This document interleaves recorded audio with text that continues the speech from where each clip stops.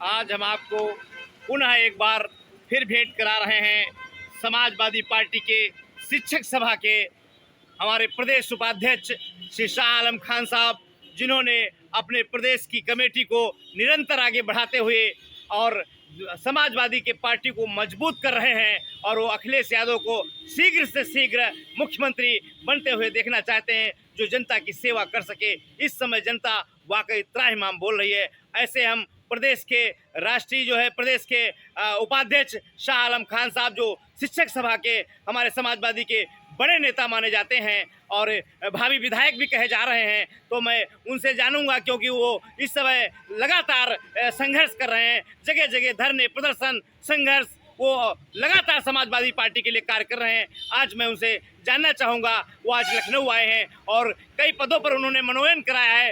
प्रदेश कार्यकारिणी समिति में भी हमारे प्रगट सिंह जी भी इसमें उपस्थित हैं आपके सामने, और यहीं पर हमारे अनिल कुमार वर्मा जी जो प्रदेश सचिव हुए हैं, और हमारे मोहम्मद नफीस साहब भी जो प्रदेश सेक्रेटरी बनाए गए हैं इस शिक्षक सभा में। आज हम ऐसे बात करेंगे शाह आलम खान साहब के, जो हमारे उपाध्यक्ष हैं प्रदेश के और लगातार प्रदेश कमेटियों में लोगों को जोड़ने का कार्य बढ़ाते जा रहे हैं। बताएं सर, आज आप बहुत बहुत बधाई, आप जो हमारे चैनल पर आए पुनः। बहुत बहुत धन्यवाद।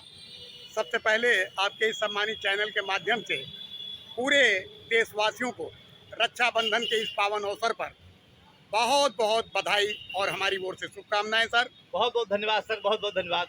सर बताएं, आज ये आपका आना हुआ कि कमेटी की गठन बढ़ा, लगातार आप संघर्ष कर रहे हैं और बढ़ाते चले जा रहे हैं कारवां समाजवादी का, कहें कुछ। देखिए, आज हमारे साथ लखीमपुर जनपद के श्री अनिल कुमार वर्मा जी, जो कि अजमानी इंटरनेशनल इंटर कॉलेज वित्तहीन के जी हमारे वरिष्ठ शिक्षक साथी हैं जी। आपने समाजवादी शिक्षक सभा के प्रति आस्था व्यक्त की। काफ़ी समय से आप समाजवादी विचारधारा से जुड़ करके समाज की काम कर रहे थे, समाजवादी पार्टी को मजबूत कर रहे थे। आज हमारे प्रदेश अध्यक्ष माननीय डॉक्टर मान सिंह यादव जी ने आपको शिक्षक सभा में शामिल किया, और शामिल ही नहीं किया बल्कि प्रदेश कमेटी में आपको सचिव जैसे महत्वपूर्ण पद पर आपका मनोनयन किया है।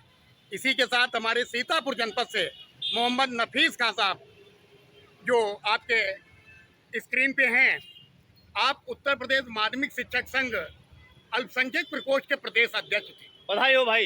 लेकिन समाजवादी पार्टी की विचारधारा और वर्तमान सरकार का जो शिक्षकों के प्रति दृष्टिकोण है, उसके लिए एक मजबूत लड़ाई लड़ने के लिए आपने प्रदेश अध्यक्ष पद से इस्तीफा दे करके समाजवादी शिक्षक सभा की सदस्यता ग्रहण की है। और माननीय मान सिंह यादव जी, जो हमारे एमएलसी हैं, प्रदेश अध्यक्ष हैं समाजवादी शिक्षक सभा के, उन्होंने नफीस साहब को प्रदेश सचिव पद पर मनोनीत किया है।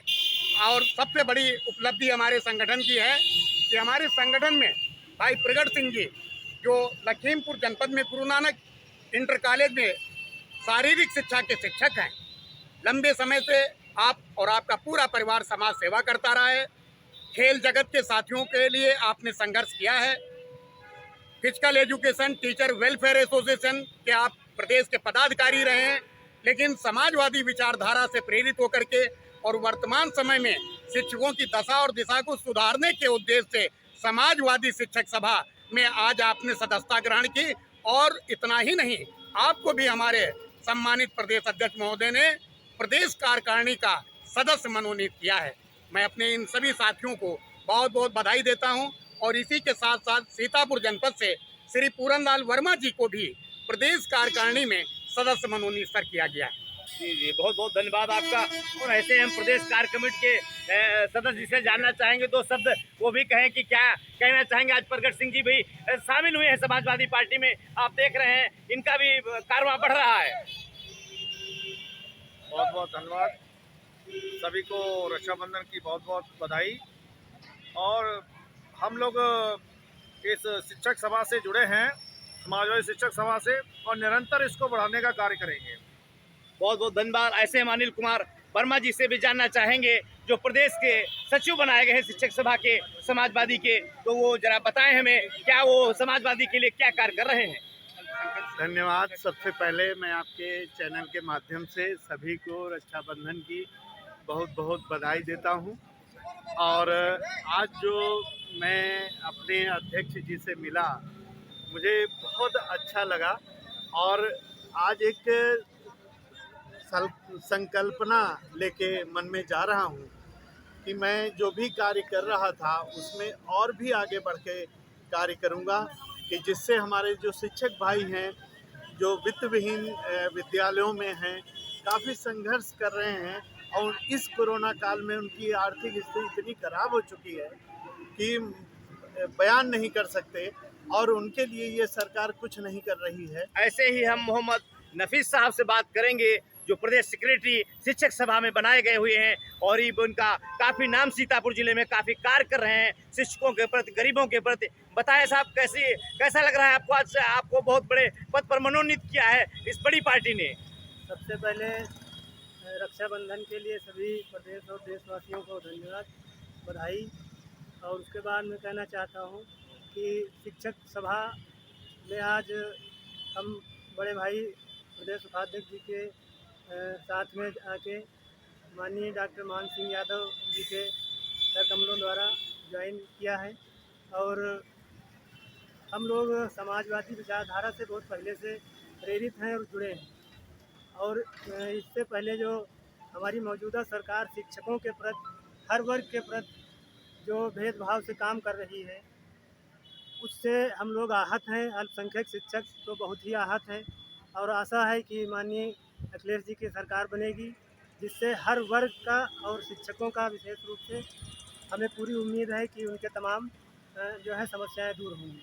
हम ऐसे ही बात करेंगे शिक्षक से जो उनकी हर बात खरी उतरती है और अभी उन्होंने बताया था कि 2 पालियों में विद्यालय किया जाए। उनकी बात को खबर का असर पड़ा और राष्ट्रीय नवल टाइम्स समाचार पत्र ने प्रकाशित किया और RNT न्यूज़ चैनल पर उसे दिखाया भी। और मैं उनसे पुनः जानना चाहूँगा कि सर, ऐसे ही मार्गदर्शन सरकार का आप करते रहिए।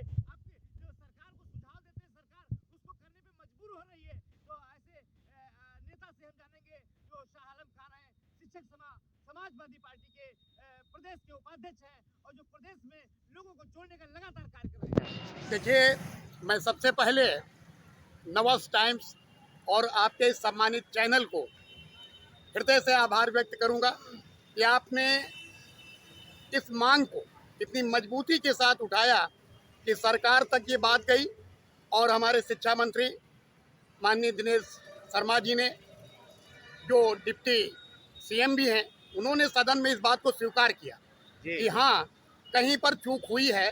उनका उद्देश्य है कि विद्यालय में पठन पाठन हो, भौतिक उपस्थिति के साथ हो, शिक्षक और विद्यार्थी का कहीं पर अहित ना हो और कोविड के नियमों का पालन किया जाए। लेकिन एक बड़ी अजीब बात है, इस चैनल के माध्यम से हम आपसे कहना चाहते हैं कि मुख्य शिक्षा सचिव ने जब आदेश जारी किया और वो आदेश सदन में तो उन्होंने कह दिया कि हाँ, ये गलत है, प्रधानाचार्य अपने विवेक से निर्णय ले लें, किसी का शोषण ना हो और एजुकेशन एक्ट का भी उल्लंघन ना हो।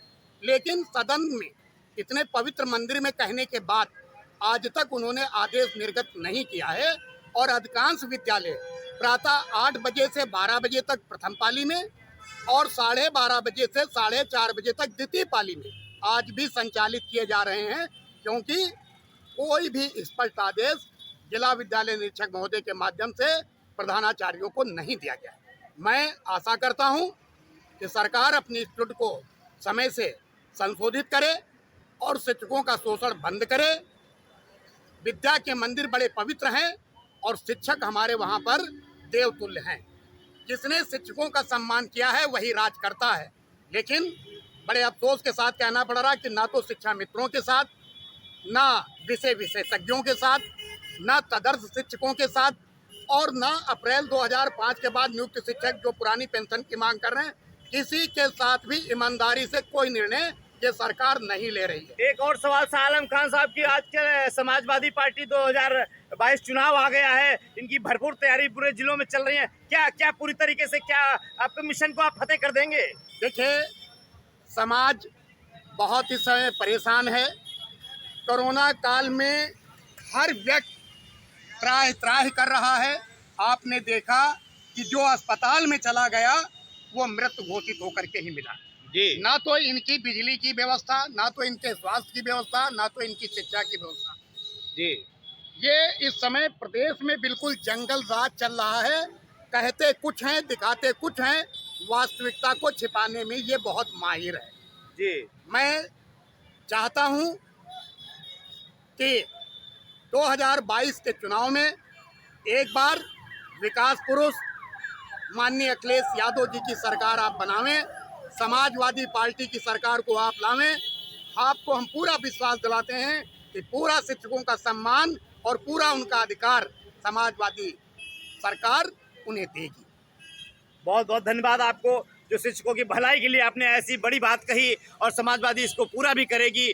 और लगातार ये देख रहे हैं कि कानून व्यवस्था भी इस समय ध्वस्त है और कोई भी अधिकारी कर्मचारी कार्य नहीं कर रहे हैं। ये वास्तविकता ये देखी गई है। ये क्या इसमें हकीकत है? देखिए, प्रदेश सरकार नौकरशाही के ऊपर पूरी तरीके से आश्रित है। जहां चाहिए फर्जी मुकदमा लिख दिया जाता है।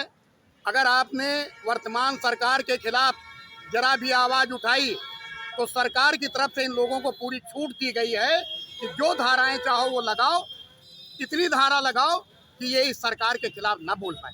लेकिन हम लोग लोहिया विचारधारा के हैं। लाल रंग की टोपी संघर्ष की निशानी है। हम अपने प्राणों की आहुति दे देंगे, लेकिन समाज की आवाज़ को उठाने में कभी पीछे नहीं रहेंगे। आपने अभी देखा पंचायत चुनाव में, ब्लॉक प्रमुख के चुनाव में किस तरीके से नौकरशाही कि प्रत्याशियों को परिचय ही नहीं दिए गए।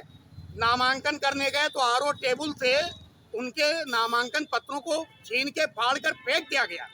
क्या लोकतंत्र में यही होता है? लोकतंत्र का मतलब है निष्पक्ष चुनाव हो और जनता के द्वारा जो व्यक्ति चुना जाए वो व्यक्ति जनता के हित में कार्य करे। कानून व्यवस्था बिल्कुल शून्य है, शिथिल है, कहीं कानून व्यवस्था है नहीं। अब आप देख लीजिए अभी कि कहना कुछ है, करना कुछ है। ये इस पार्टी का घोषणा पत्र है। हम पूरे विश्वास के साथ कहते हैं कि जनता व्याकुलता के साथ इंतजार कर रही है 2022 का, और आप आशीर्वाद मांगते सड़कों पर घूम रहे हैं। और जनता 2 साल पहले माननीय अखिलेश यादव जी को अपना आशीर्वाद दे चुकी है। वो अपने अंगूठे से साइकिल का बटन दबाएगी और उत्तर प्रदेश में समाजवादी पार्टी की सरकार बनेगी, और उस समय उत्तर प्रदेश पुनः उत्तम प्रदेश बनेगा और विकास के मार्ग पे चलेगा। हम एक साथ बढ़ेंगे। बहुत बहुत धन्यवाद शाह आलम खान साहब, जो प्रदेश उपाध्यक्ष हैं, शिक्षक समाजवादी उत्तर प्रदेश के बहुत बड़े नेता माने जाते हैं। राष्ट्रीय नवल टाइम्स के चैनल पर RNT न्यूज़ पर आने के लिए उनका बहुत बहुत धन्यवाद टीम ज्ञापित करती है। लखनऊ से रिपोर्ट।